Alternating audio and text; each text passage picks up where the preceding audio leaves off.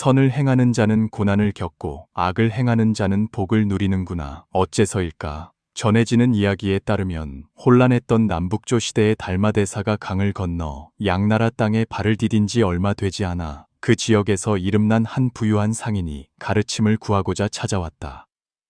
그는 크고 작은 가게 열댓 개를 거느린 주인이었다. 비단, 귀한 차, 북방의 약자의 등을 취급하며 돈은 폭포수처럼 벌어들이고 집안에는 사람이 넘쳐났으며 그의 명성은 수도에까지 자자했다. 하지만 그의 마음속에는 도무지 풀리지 않는 의심이 가시처럼 박혀 밤낮으로 그를 괴롭혔다. 어느 맑은 아침 향을 피우고 3번 절을 올린 후 그는 옷매무새를 가다듬고 대사가 좌선하고 있는 절로 향했다. 허리를 굽혀 3번 절을 올리고 나서야 조심스럽게 입을 열었다. 대사님, 제 마음을 밤낮으로 어지럽히는 일이 하나 있습니다. 성 안에 왕명이라는 자가 있습니다. 어려서부터 포악하기로 소문나 힘을 믿고 친구들을 괴롭혔습니다. 자라서는 더욱 잔인해져 윗사람을 속이고 아랫사람을 기만하며 양심을 팔아넘기고 온갖 나쁜 짓을 서슴지 않았습니다. 그런데도 하늘은 그에게 벌을 내리지 않았습니다. 그는 몰락하기는커녕 오히려 집안은 날로 번성하고 아내는 아름다우며 자식들은 총명합니다. 하루 종일 비단 옷을 입고 호의호식하며 원하는 것은 무엇이든 얻습니다. 반면에 이선이라는 사람은 어릴 적부터 착하고 순하기로 유명했습니다. 늘 인내하며 신중하게 행동했고 어려운 사람을 보면 발 벗고 나서서 도왔습니다. 길에 쓰러진 사람을 보면 급히 부축해 일으켜 세웠고 사사로운 욕심을 부리거나 남에게 해를 끼친 적이 단 한 번도 없었습니다. 하지만 하늘은 그를 가엾게 여기지 않아 살면 살수록 삶이 팍팍하고 고달파졌습니다. 최근에는 중병에 걸려 자식들이 사방으로 뛰어다니며 돈을 구했지만 약값조차 마련하기 어렵습니다. 집안은 황폐해지고 가족들은 공웅에 빠졌습니다. 아무리 생각해도 이해할 수 없습니다. 어찌하여 착한 사람은 고통받고 악한 자는 영광을 누립니까? 대체 도리는 어디에 있습니까? 하늘에 눈이 있기는 한 것입니까? 대사는 듣고도 바로 답하지 않았다. 그저 조용히 절 마당에 서서 이른 아침 바람에 살랑이는 보리수 한 그루를 바라볼 뿐이었다. 한참이 지난 후에야 나지막한 목소리로 말했다. 그의 눈빛은 마치 삼천세계를 꿰뚫어 보는 듯 수많은 윤회의 위엄과 지혜를 담고 있었다. 그대의 질문을 들으니 최근 낙양성 동쪽에서 일어난 일이 떠오르는군. 그곳에 조복이라는 자가 있었지. 이름난 큰 부자로 그의 논밭은 상이슬까지 닿았고 집에는 하인들이 넘쳐났네. 세상 사람들은 그가 근면해서 큰 부를 이루었다고 생각했지만 실은 그 내면에는 돌처럼 차가운 심장이 있어 긁어모을 줄만 알았지 놓아줄 줄은 몰랐다네. 가난한 백성이 돈을 빌리러 오면 가혹한 조건의 문서를 내밀어 원금보다 더 큰 이자를 물게 했지. 가난한 이들은 자식을 구하고 늙은 아비를 살리고자 돈을 빌렸다가 평생 빚더미에 시달리며 결국 밭을 팔고 집을 저당 잡힌 채 사방을 떠도는 신세가 되었다네. 조복은 조금도 불쌍히 여기지 않고 오히려 의기양양하게 말했지. 저들이 어리석어 셈할 줄 모르는 것을 어찌 나를 탓하겠는가. 하지만 천지는 그가 부유하다고 용서하지 않고 그가 악하다고 모른 채 하지 않는다네. 종이에 기록되지 않은 빚도 있지만 하늘의 장부에는 한 획 한 획 조용히 새겨지고 있었지. 인과응보가 오지 않는 것이 아니라 그저 제 시간, 제 분을 기다릴 뿐이다. 거기서 멀지 않은 곳, 시끄러운 거리 뒤편에 자리한 작은 골목에 손덕이라는 노인이 살고 있었네. 수십 년 동안 그는 간판도 없고 화려하지도 않은 낡은 잡화점으로 조용히 생계를 이어갔지. 가게는 크지 않아 쌀 몇 포대와 약간의 소금, 기름, 등잔, 종이와 붓 등 노동자들에게 필요한 물품들만 겨우 진열할 정도였어. 하지만 그 지역 가난한 사람들에게는 공영에 처했을 때 찾아갈 수 있는 유일한 곳이었지. 손덕에게는 종이에 쓰거나 간판에 내걸지 않은 불문율이 하나 있었네. 정말로 궁핍한 사람에게는 외상으로 물건을 주거나 값을 깎아주고 때로는 거저 주기도 했지. 아이를 안고 약값을 구걸하는 과부를 보면 직접 선반에서 약병을 꺼내 돈 한 푼 받지 않고 건네주었어. 다리를 저는 거지가 처마 밑에 서 있으면 말없이 따뜻한 죽 한 그릇을 내어주며 이름조차 묻지 않았지. 그렇게 그의 선행에 대한 소문은 멀리 퍼져나갔네. 사람들은 서로에게 말했지. 더 이상 기댈 곳이 없으면 손덕 노인을 찾아가게나. 하지만 손덕이 남을 돕는 동안 조복은 더욱 번창했네. 매달 새로운 가게를 열었고 이익은 눈덩이처럼 불어나 은화는 침상으로 셀 정도였지. 그의 가게는 저택처럼 컸고 누각은 빽빽했으며 드나드는 사람들도 넘쳐났어. 장부를 관리하던 자가 몇 번이고 장부를 펼쳐보며 놀라움을 금치 못했네. 주인님, 정말 복이 넘치십니다. 조복은 큰 소리로 웃으며 마치 천지도 눈에 들어오지 않는다는 듯 교만한 눈빛으로 말했지. 복이라니, 전부 내가 머리가 좋고 기회를 잡을 줄 알며 과감하게 행동했기 때문이지. 복과 덕은 어리석은 자들이 스스로를 위로하기 위해 만들어낸 말일 뿐이다. 그가 단 한 푼이라도 베푸는 것을 본 사람은 아무도 없었네. 오히려 그는 일꾼들을 밤낮으로 부리고 상여금을 깎았으며 고용인들을 쓰레기처럼 짓밟았지. 누가 선행을 권하면 그는 손을 내저으며 경멸했네. 가난은 제 운명 탓이지 내가 돕지 않아서가 아니다. 하지만 하늘은 비록 말이 없으나 눈이 멀지는 않았지. 조복이 의기양양해 하던 그때 손덕의 가게에 하룻밤 사이 도둑이 들었네. 도둑은 가장 값나가는 물건들을 몽땅 훔쳐갔지. 등유부터 씨앗, 말린 약초까지 단 하나도 남기지 않았어. 손덕은 빈털터리가 되었을 뿐만 아니라 지나친 걱정과 노심초사로 병까지 얻어 몇 주 동안 의식을 잃고 자리에 누워 지냈다네. 몇 년간 모은 돈은 눈 깜짝할 사이에 사라졌고 그가 겨우 몸을 일으켰을 때 가게는 거의 파산 직전이었지. 조복은 그 소식을 듣고 비웃기만 했네. 그 폐허가 된 가게를 지나갈 때마다 그는 일부러 하인들에게 큰 소리로 말했지. 장사할 줄 모르는 자가 쓸데없이 남을 도우니 조만간 망할 수밖에. 상인은 여기까지 듣고 마음이 더욱 혼란스러워져 참지 못하고 물었다. 그렇다면 남을 돕는 것이 무슨 소용이 있습니까? 악행을 저질러야 부자가 되고 선을 행하면 고통만 따르는 것입니까? 대사는 여전히 물처럼 평온한 모습으로 낮은 목소리로 말했다.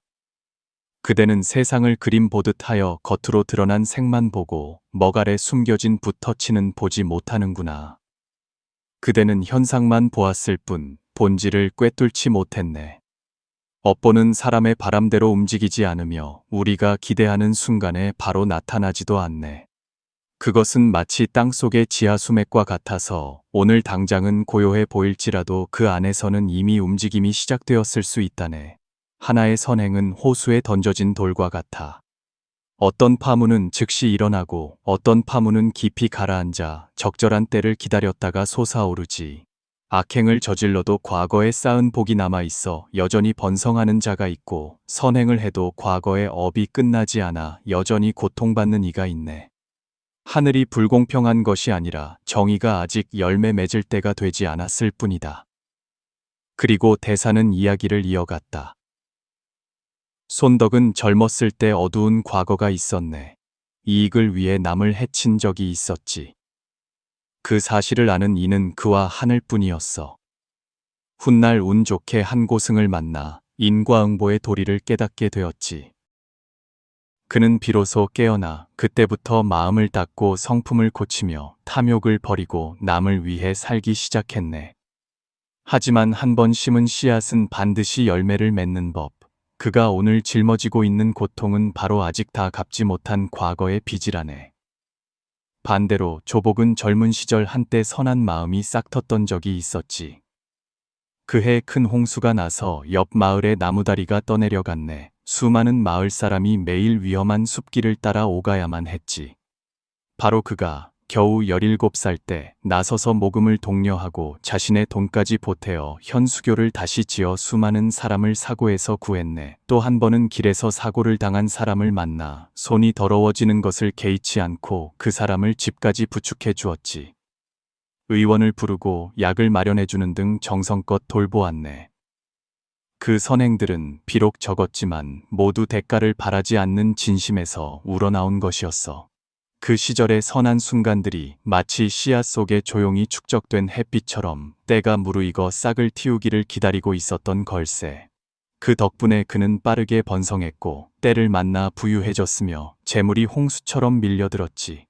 하지만 부유해지면서 그의 마음은 변했네. 과거의 연민은 점차 탐욕에 가려졌지. 그는 푼돈까지 아꼈고 살인적인 이자로 돈을 빌려주었으며 사람들을 압박해 밭을 팔고 집을 저당 잡히게 만들었어. 장사에 실패한 사람을 보면 돕기는커녕 끼어들어 땅을 빼앗고 싸게 사서 비싸게 팔며 무자비하게 착취했지. 앞에서는 행동이 점잖았지만 등 뒤에서는 온갖 수단과 방법을 가리지 않았네. 경쟁자에게 덫을 놓고 계략으로 물건을 빼앗았으며 심지어 수많은 가정을 파탄에 이르게 했지. 겉으로는 명망 있는 상인이었지만 속은 사람의 탈을 쓴 여우와 같았네. 대사는 보통 사람보다 더 멀리 내다보았다.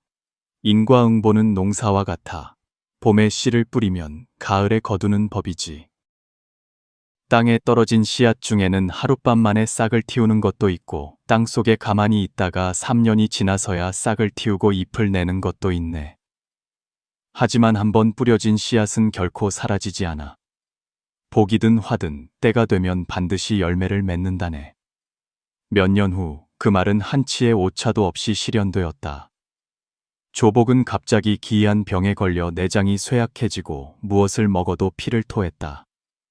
수십 년간 모은 모든 재산을 의원과 약자에 값비싼 단약에 쏟아부었지만 병은 치료할수록 더욱 심해졌고 몸은 초췌해지고 정신은 쇠약해졌다.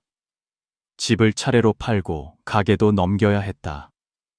친척들은 멀어지기 시작했고 이전에 아첨하던 자들은 언제 알았냐는 듯 등을 돌렸다.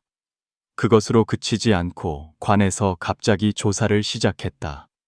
그가 가난한 백성의 땅을 속여 빼앗고 고리대금업을 하며 무고한 사람을 자살로 몰아넣었다는 고발이 들어왔기 때문이다. 과거의 사건들이 마치 짙은 안개가 큰 바람에 흩어지듯 속속들이 드러났다. 조복은 체포되었고 재산은 몰수당했으며 자신은 부도덕한 행위로 인명을 해친 죄로 옥에 갇혔다. 감옥 안에서 그는 더 이상 한때 위풍당당했던 대부호가 아니었다. 그저 초라한 죄수일 뿐 밤마다 그가 해쳤던 사람들이 피투성이 얼굴로 나타나 끊임없이 저주하는 악몽에 시달리며 울부짖었다. 한편 그 재앙을 겪었던 손덕은 아무도 예상치 못한 인연이 절망적인 이야기 속에서 찾아올 줄은 몰랐다. 미행을 나온 한 젊은 관리가 그곳을 지나가다가 그가 했던 일들을 전해 듣고 깊이 감동했다. 그 관리는 그가 가게를 다시 세우는 것을 도왔을 뿐만 아니라 직접 추천서를 써서 다른 지역의 선량한 상인들에게 소개해 주어 그가 다시 장사할 수 있도록 길을 열어주었다. 손덕은 기뻐하기보다 겸손하게 행동했다. 그는 여전히 예전처럼 버는 돈의 일부를 떼어 어려운 사람을 도왔다. 궁핍한 사람을 볼 때마다 그는 이렇게 말했다. 나도 빈털터리였기에 굶주림의 고통이 어떤 것인지 잘 압니다. 그렇게 그는 소박하고 온화하게 살아가며 그의 선행은 온 동네에 퍼져나갔다. 주변 사람들은 모두 그를 존경했고 그의 이름을 말할 때마다 고개를 숙여 감사를 표했다. 집집마다 서로에게 말했다. 손덕 어르신은 보답을 바라지 않고 복을 지으시니 하늘이 그를 아끼고 사람들이 그를 귀하게 여기는 것이다. 선과 악은 그림자와 같아서 한 걸음도 떨어지지 않는다. 불교에서는 이런 말이 있다. 전생의 원인을 알고 싶으면 금생에 받는 결과를 보라. 내생의 결과를 알고 싶으면 현재 짓는 원인을 보라. 우리가 하는 모든 일, 스쳐 지나가는 생각 하나, 무심코 뱉은 말 한마디, 사소한 행동 하나하나가 조용히 씨앗을 심고 있으며 인연이 무르익으면 그 결과가 나타날 것이다. 선과 악은 하늘과 땅 차이처럼 멀어 보이지만 실제로는 그림자와 실체처럼 항상 함께한다. 그림자는 어두워지면 잠시 사라질 수 있지만 빛이 돌아오면 다시 그 모습을 드러낸다. 마찬가지로 선행을 하는 사람이 복을 받지 못하는 것처럼 보인다면 그것은 하늘이 잊었기 때문이 아니라 아직 열매가 익지 않았기 때문이다. 악행을 저지르는 자가 화를 당하지 않는다면 그것은 하늘이 용서했기 때문이 아니라 업이 꽃필 때를 기다리고 있기 때문이다. 법구경에서 부처님은 이렇게 가르치셨다. 악업이 있기 전에는 악인도 즐거움을 누린다. 그러나 업이 있고 나면 고통의 과보가 가득하다. 마치 나뭇가지의 열매처럼 어떤 것은 일찍 익고 어떤 것은 늦게 익지만 떨어질 때가 되지 않는 열매는 없다. 그러므로 변화무쌍한 세상 속에서 바른 마음을 지켜야 한다. 악인이 부유한 것을 보고 질투심을 내지 말라. 또한 선한 이가 재난을 당하는 것을 보고 도리를 의심하는 마음을 갖지 말라. 선은 보답을 바라고 행해서는 안 되며 악은 어둠 속에 영원히 숨길 수 없다. 양심은 운명의 척도이며 모든 행위는 마음의 밭에 뿌려지는 씨앗이니 머지않아 싹을 틔울 것이다. 선을 생각하고 선을 말하며 선을 행하라. 이슬방울처럼 작은 선행 하나하나가 모여 우리 삶을 키우는 시원한 샘물이 될 것이기 때문이다. 한 사람의 행운은 과연 어디에서 오는 것일까? 살다 보면 어떤 사람은 가는 곳마다 일이 잘 풀리고 하는 일마다 순조로워서 마치 행운이 항상 곁에 있는 것처럼 보인다. 하지만 그 행운은 사실 저절로 생기는 것이 아니다. 그것은 보이지 않는 듯하지만 황금보다 더 귀한 것에서 온다. 바로 양심이다. 하늘, 땅, 사람이라는 삼재 중에서 사람은 오직 고든 선심을 지킬 때 굳건히 설 수 있다. 그리고 바로 그 선한 마음이야말로 모든 복의 조용한 뿌리가 된다. 그 옛날 상이슬게 자리한 작은 마을에 길씨 모자가 서로 의지하며 살고 있었다. 아버지는 일찍 돌아가시고 집은 너무 가난해서 경작할 밭 한 떼기조차 없었다. 모든 생계의 부담은 외아들의 어깨에 달려 있었다. 마을 사람들은 그를 소길이라고 불렀다. 소길은 어려서부터 고된 삶을 일찍 알았다. 배운 것도 기댈 곳도 없었던 그는 오직 건강한 몸에 의지하여 매일 도끼를 메고 숲으로 가 땔감을 베어 말리고 다음 날이면 그것을 지고 성안시장에 내다 팔아 겨우 입에 풀칠을 했다. 몇 달이 지나고 몇 해가 가도 비가 오나 눈이 오나 그의 여윈 어깨에는 멜대의 자국이 선명했지만 단 한 번도 불평한 적이 없었다. 그날 아침 그의 어머니는 일찍 일어나 부엌에 불을 지피며 떨리는 손으로 작은 도자기 병을 그에게 건넸다. 아들을 사랑스럽게 바라보며 그녀가 말했다. 오늘 엄마 쓸 기름 좀 사다 주렴. 아침마다 부엌이 너무 춥구나. 소길은 네 하고 대답하고는 땔감이 가득 담긴 2개의 바구니를 어깨에 메고 등을 약간 굽힌 채 익숙한 붉은 흙길을 따라 동쪽 성을 향해 걸어갔다. 성안은 늦봄의 기운이 완연했고 큰일에는 오가는 사람들로 어깨가 부딪힐 정도였다. 소길은 이런 북적이는 풍경에 익숙했다. 그는 재빨리 시장 한 구석에 자리를 잡고 땔감을 내놓았다. 순식간에 땔감은 모두 팔렸다. 주머니 속 몇 푼 안 되는 돈을 잘 챙긴 그는 어머니의 당부를 기억하고 기름 가게를 찾아 나섰다. 도시에서 가장 번화한 길가, 수많은 화려한 간판들 사이로 유독 눈에 띄는 새로 생긴 기름 가게가 있었다. 이름은 양심에 맡기는 기름 가게였다. 가게에는 주인도 가격표도 없었고 문 앞에 나무통 하나만 덩그러니 놓여 있었다. 기름이 필요한 사람은 누구든 직접 와서 기름을 담고 양심껏 통에 돈을 넣으면 되었다. 얼마나 사든 얼마를 내든 아무도 상관하지 않았다. 가게 주인은 머리가 희끗희끗한 노인으로 허름한 옷차림에 구부정한 몸, 호수처럼 고요한 얼굴을 하고 매일 구석에 앉아 책만 읽을 뿐 누구에게도 말을 걸지 않았다. 이 기이한 광경에 소길은 잠시 멍하니 서 있었다. 기름을 담아가는 사람은 많았지만 돈을 넣는 사람은 적었다. 어떤 자는 태연하게 병을 가득 채우고는 뒤도 돌아보지 않고 유유히 사라졌다. 어떤 이는 동전 몇 푼만 던져놓고 기름은 아낌없이 퍼갔다. 그런데도 이상한 점은 사람들이 말하길 몇 달이 지나도록 가게의 기름통은 한 번도 비워진 적이 없다는 것이었다. 속일은 주위를 둘러보고는 말없이 주머니에서 방금 땔감을 팔아본 돈 20푼 전부를 꺼내 나무통에 넣었다. 그러고 나서 조심스럽게 기름을 병에 가득 채운 뒤 마음에 한 점의 거리낌도 없이 돌아섰다. 집에 도착하니 어머니가 문 앞에서 기다리고 있었다. 노모는 기름병을 받아들고 살짝 흔들어 보더니 무언가 이상함을 느꼈다. 창가에 걸린 저울에 병을 올려본 그녀는 미간을 찌푸리더니 계산을 해보고는 깜짝 놀랐다. 이 병에 담긴 기름은 적어도 25푼은 되겠구나. 그런데 너는 겨우 20푼만 냈으니. 실수로 그런 것이 아니라 모르고 더 많이 담아온 괴로구나. 그녀의 목소리는 크지 않았지만 노소의 종처럼 무겁게 울렸다. 얘야, 저분은 머리가 하얗게 센 연로하신 분으로 하루하루 기름 한 방울에 의지해 사시는 분이다. 너는 젊고 건강하니 돕지는 못할 망정 어찌 무심코 남의 생계를 빼앗아 오느냐. 군자는 잘못을 하면 고치지만 소인배는 실수를 핑계 삼아 사소한 이익을 탐하는 법이다. 내 마음을 작은 병처럼 좁게 만들고 그 속을 빈 통처럼 공허하게 만들지 마라. 속일은 고개를 숙였다. 식은땀이 이마를 타고 흘렀다. 아무 말 없이 그는 즉시 돌아서서 기름병을 들고 성으로 달려갔다. 수많은 호기심 어린 눈길이 그를 따랐지만 아무도 영문을 알지 못했다. 가게에 도착한 그는 노인 앞에 서서 땅에 머리를 세게 박으며 말했다. 어제 제가 실수로 기름을 너무 많이 담았습니다. 병에 남은 기름이니 돌려드리고자 합니다. 그는 노인의 대답을 기다리지 않고 병뚜껑을 열어 남은 기름 한 방울 한 방울을 다시 나무통에 쏟아부었다. 길을 가던 사람들이 걸음을 멈추고 비웃는 소리가 터져 나왔다. 저놈 제정신이 아니군. 담아간 걸 다시 가져오다니. 기름 몇 방울 가지고 참 유난을 떠네.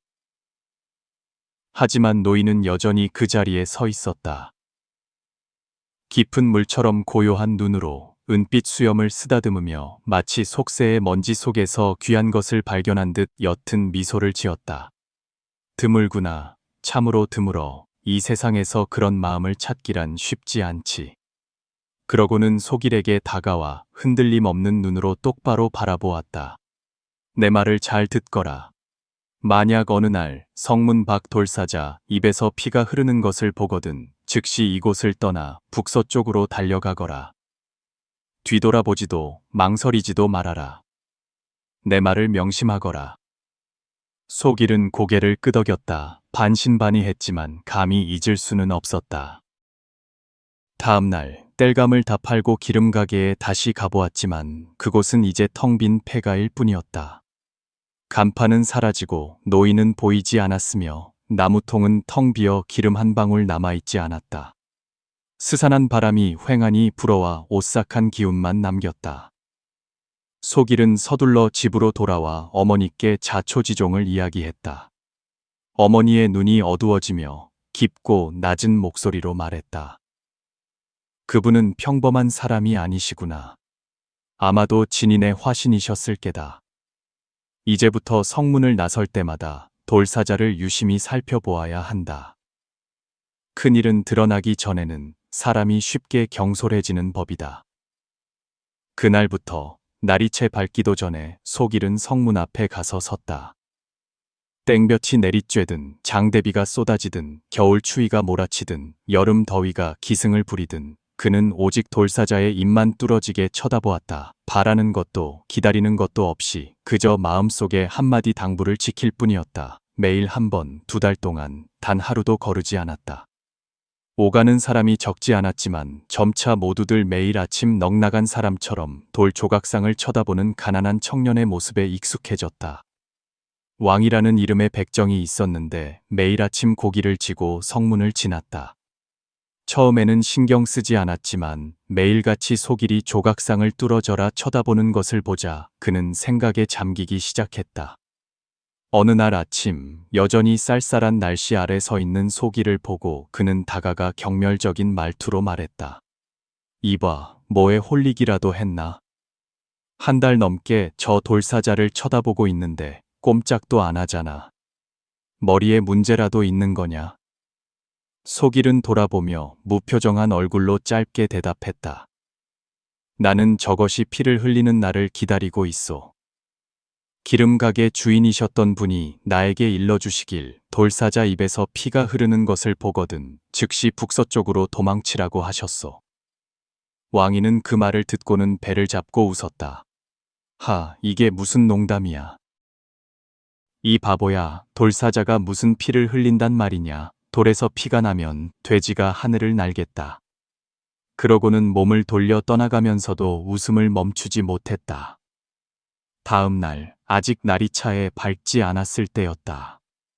왕이는 계란과 고기가 가득 담긴 2개의 바구니를 지고 성문을 향해 걸었다. 하지만 성에 들어가기도 전에 하늘이 갑자기 돌변했다. 바람은 나뭇가지를 찢을 듯이 울부짖었고 먹구름이 바위처럼 몰려들더니 비가 억수같이 쏟아졌다. 길은 미끄럽고 옷은 흠뻑 젖어 어쩔 수 없이 그는 성문 아치 지붕 밑으로 급히 피해야만 했다. 웅크리고 앉아 잠시 있으려니 폭풍우 속에서 우뚝 솟아있는 돌사자상이 눈에 들어왔다. 그의 머릿속에 문득 한 가지 생각이 스쳤다. 그 바보 속일 녀석이 매일 아침 넋나간 사람처럼 이 조각상을 쳐다보는 게 언젠가 피를 흘릴 거라고 믿기 때문 아니었나. 오늘 같은 날이야말로 그 녀석을 제대로 한번 놀려줄 좋은 기회지. 그렇게 생각한 그는 바구니를 뒤져 아직 신선한 돼지피 한 단지를 꺼내 조용히 다가갔다. 차가운 조각상 앞에 서서 그는 뚜껑을 열고 단지 속의 피를 전부 돌사자의 입에 쏟아부었다. 붉은 피가 돌틈에서 흘러나와 차가운 바닥에 번지며 길게 흘러내리는 광경은 섬뜩하면서도 장관이었다. 그때 멀리서 소길이 비를 맞으며 달려오고 있었다. 돌사자 입에서 흘러나오는 진홍색 피를 보자마자 그의 얼굴은 순식간에 새하얗게 질렸다. 그 자리에 잠시 얼어붙었다가 벼락 맞은 듯한 비명을 지르며 한 번도 뒤돌아보지 않고 마을을 향해 내달렸다. 왕이는 구석에 숨어서 배를 잡고 끊임없이 웃었다. 웃다가 바구니 속 물건이 쏟아질 뻔했다.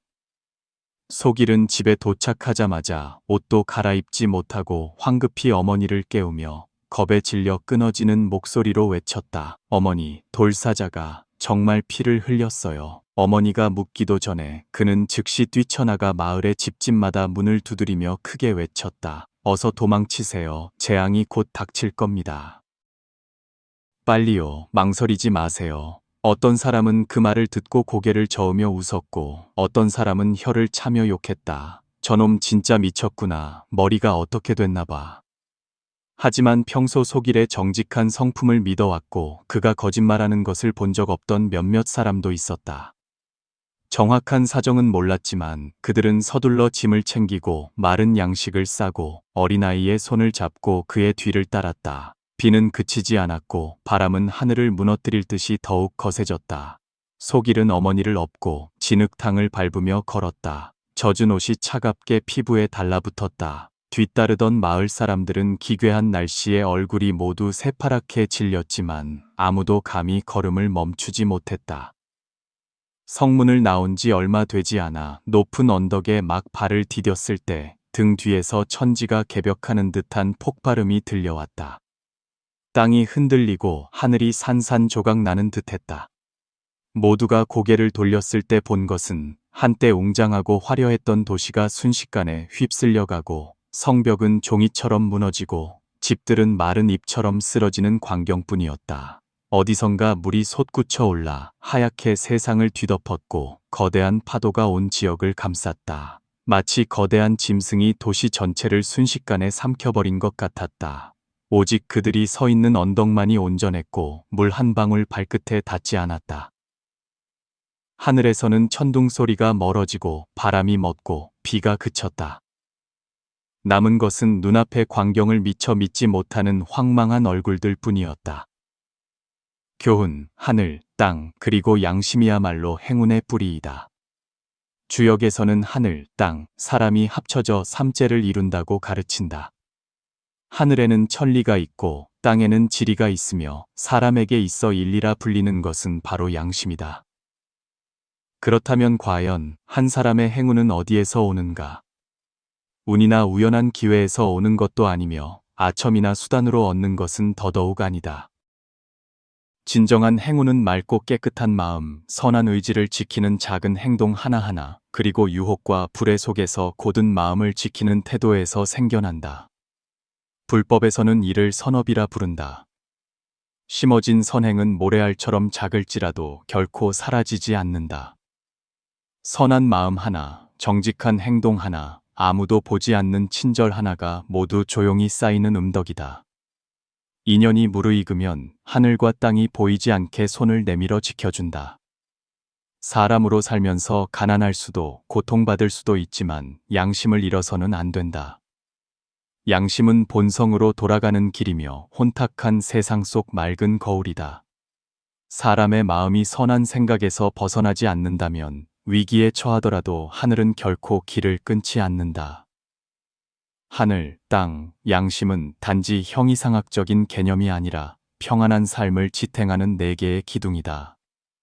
하늘을 거스르지 않고 땅을 의심하지 않으며 마음이 삐뚤어지지 않는 것, 그것이 바로 행운의 근원이다. 그러므로 어떤 사람이 왜 운이 좋은지 묻는다면 그가 어떻게 살아가는지를 보라. 진정한 행운이란 변화무쌍한 세상 속에서 변치 않는 양심 그 자체이다.